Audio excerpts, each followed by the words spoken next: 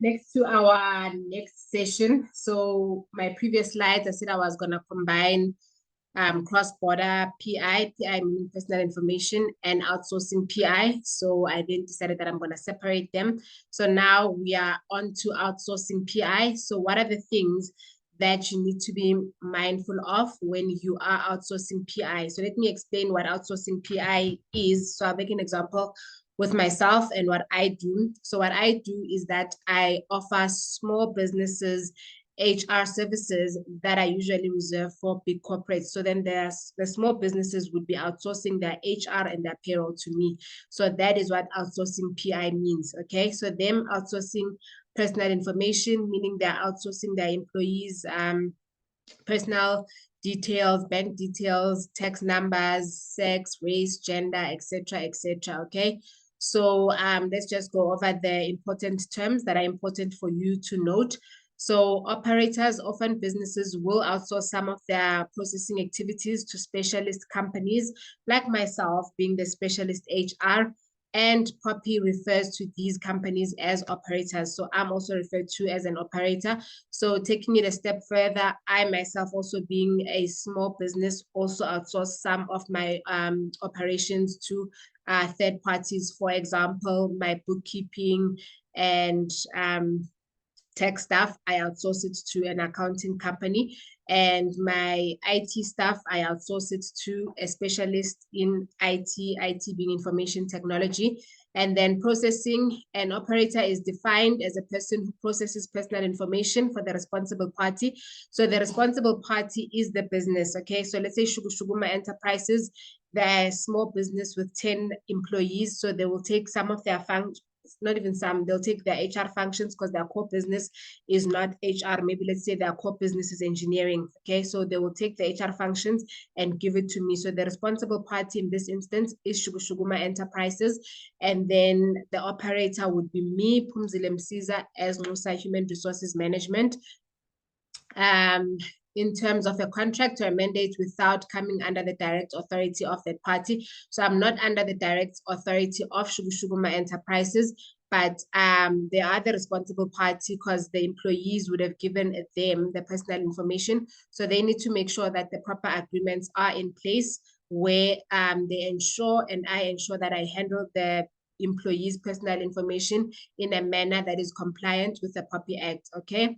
And then the responsible party, as I've said, that it is Shuguma Enterprises. So this actually it clarifies the Dis-Chem saga even further, or even better, where Dis-Chem had used a third party, which is the operator, for processing personal information, processing their clients' personal information. And then there was a data breach that was suffered as a result of this. And if you can recall, the information regulator requested or demanded or made an order that this Dis-Chem should have proper agreements in place with their third-party operators. So I do have these available as part of my DIY Popia kit, which you will find on my website or on my link tree that is available, okay?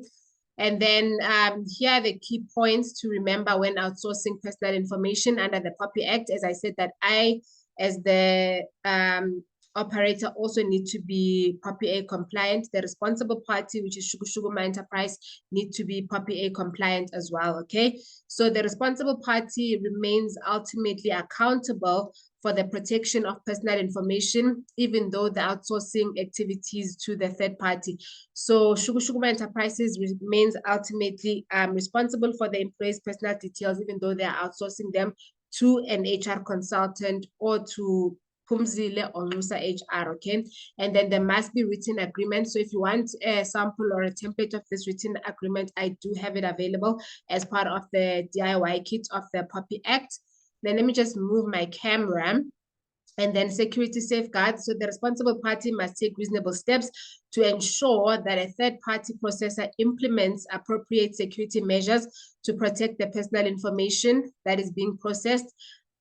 Purpose specification. So the outsourcing arrangement must be consistent with the purpose for which the information was originally collected.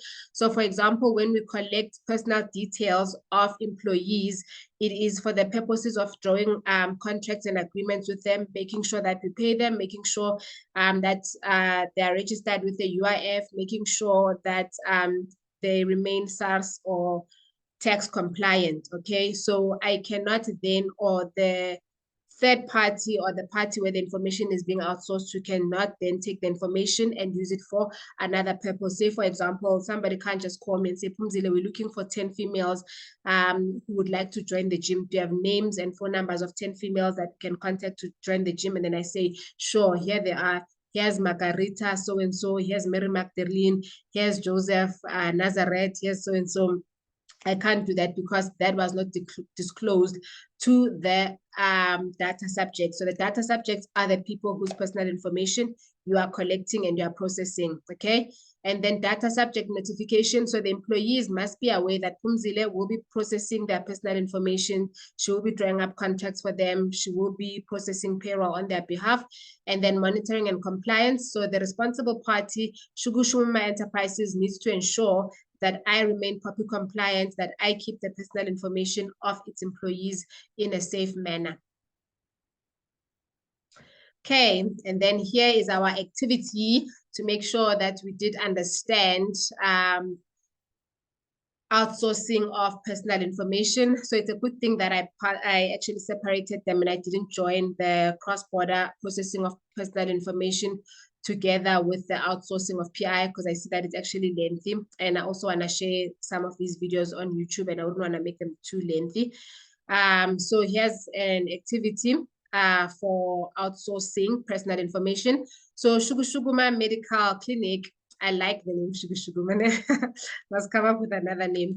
Shugushuguma Medical Clinic is a medium-sized healthcare facility located in a suburban area. The clinic serves a diverse community and has experienced a steady increase in patient appointments. To streamline operations and improve efficiency, the clinic's management is considering outsourcing the patient appointment scheduling process to an external service provider called Health Scheduler Solutions. So please discuss the following, and you can also drop your responses in the comment sections because I'm also going to post this on my YouTube. So what are the risks and benefits of outsourcing personal information?